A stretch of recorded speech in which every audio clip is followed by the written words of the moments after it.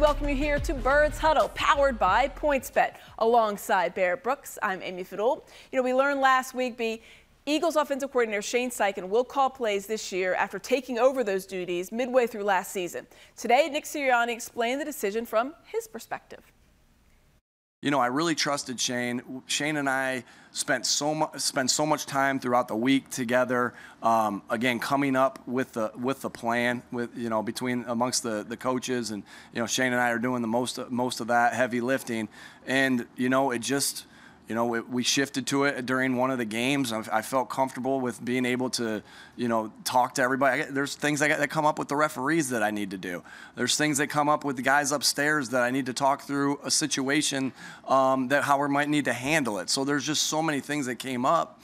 And you know what? And I wanted to trust the guys on the staff that I had, and because I have good coaches. We just talked about it, and so I trusted Shane. He did a great job when he did it, and I feel really comfortable that we continue on that way. Well, that brings us to our 3-point stance. Barrett's stance on the 3 items of the day. Number 1. Nick Sirianni is adapting well as a head coach. Now, some may try to hold that against him, that he's not calling the plays anymore and he couldn't do it with everything else, but you don't hold it against him. No, I mean, this is like new. This is within the last 10 years of the coaches that are head coaches and their prospective teams. They call plays from, and I never had that. When I first got in the league, I had, Ray Rhodes. He didn't call plays. John Gruden calls the plays. Even when I went to other teams, the head coach did not call. But so this is like a new wave thing. But look at what happened when they did turn over, the play calling. He was able to go out and be a manager of the team. Focus on different aspects of the team. And as a head coach, he has to manage in that capacity. Steichen is a guy that once he did take over the play calling, he got an interesting perspective because he now looked at it. All right, we can run the ball with this type of offensive line. So he kind of changed how they approach the game. His philosophy was, all right, we'll beat you up front, which allowed this offense to stay on the field longer, which will help the defense out. So I like that aspect. There's a lot of teams that don't do it. I mean, you look at, Coach Harbaugh with the Ravens. He doesn't call his plays. Coach Tomlin, he doesn't call his plays with the Steelers. Even Big Red is known to pass off the play calling responsibilities, during his tenure with the Kansas City Chiefs. So it's not like they don't do it. It's just, I think they, brought him in to do it. But once he saw Coach Steichen as the reason why he put him on the staff, he feels very comfortable with it. So I'm good with that. I mean, he did a great job last year, second half of the year, and made him a playoff team. So yes, it's all good for him to sit back and be a manager of the team as opposed to having just call plays and try to manage the team. Those 3 coaches you named all have Super Bowls. So we're just saying. Exactly. We're just saying. All right, we're going to talk more about that topic coming up when Dave Zangaro and Ruben Frank join us. But now, number 2, your second stance, the Eagles have the best offensive line in the entire league. No question. I mean, they got 2 bookends, Jordan Mailata on one side, and then they have Lane Johnson on the other side. Now we got a prospective Pro Bowler to come with Jordan Mailata. But then you look at Lane Johnson, already been a Pro Bowler. These guys might be the best tandem of tackles in the league. Then, oh, by the way, they got an all-pro center in Jason Kelsey. One of the best centers in the league. Then you look at the 2 guards. Landon Dickerson, he's potentially going to be a guy that's going to compete for an all-pro position. And then Isaac Seumalo, before he got hurt last year, I think he was on his way to becoming a Pro Bowler. So this offensive line, I'll put him up against any offensive line in the league. I don't think there's any team that has a better offensive line. You look at Indy.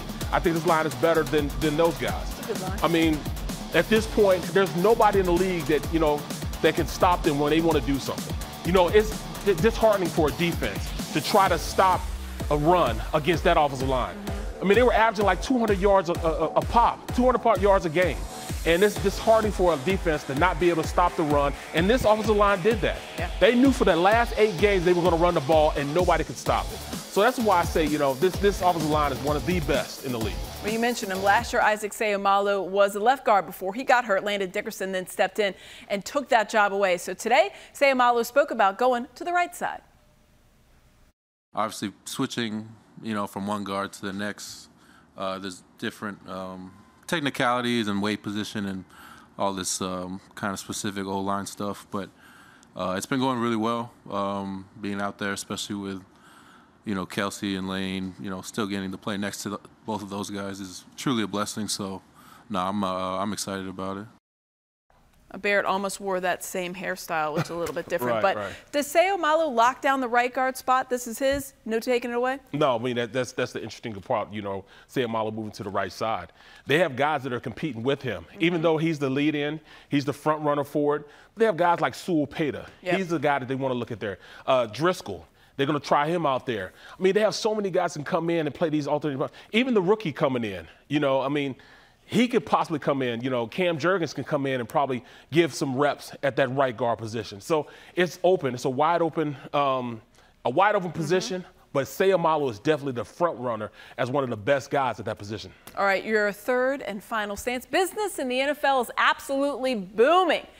Denver Broncos sold today for $4.6 billion with a B to Rob Walton. Among others, he's one of the heirs to the Walmart fortune. It's the highest total ever paid for a sports franchise. $4.5 billion plus. That's crazy, you know, because if you look at the Eagles, I remember when Jeffrey Lurie first bought the Eagles, and I was his first draft class, you know, he bought them for $185 million. Now the team is worth, what, $3.4 billion? I mean, that's a great investment. And I also heard that, what was it? Joe, what's his name? Josh Harris? Yes. 76ers owner? Yes. He potentially said, you know what? What if I gave you $5 billion to not even go and bid the job out? They said, no, we're not going to do it. So there's so much money, you know, being divvied out for these teams. I mean, even Jerry down in Jerry's world. Jerry's world. You know, $4.2 billion for a team. I mean, this is big money. But, hey, Mr. Walmart, one of my favorite stores. I shop at Walmart all the time. He can afford it. He can afford it. And I think his daughter is the one that's going to really take over and, you know, handle that. Her and his wife, you know, his wife, his daughter and her husband are going to take over. Yeah. So the family right there. Yes, so it's going to be a family type of venture. So I'm looking forward to seeing, you know, how they go about that. I've been up there before.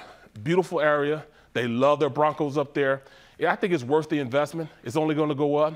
Mr. Lurie jumped in at the right time.